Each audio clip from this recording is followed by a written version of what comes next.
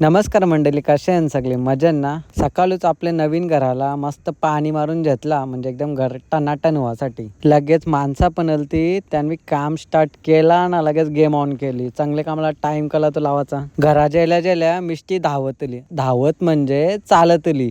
नेहमीप्रमाणे तिने कॅडबरी खालेली ना, कपऱ्याला ना तोंडाला सारखीच लिवलेली. सुपरवायझरचा काम करून उन्हान पक्का दमलो. चला मग जेवूया. डाल भातासोबत बोट्या खाऊन बघा, एक नंबर लागतात.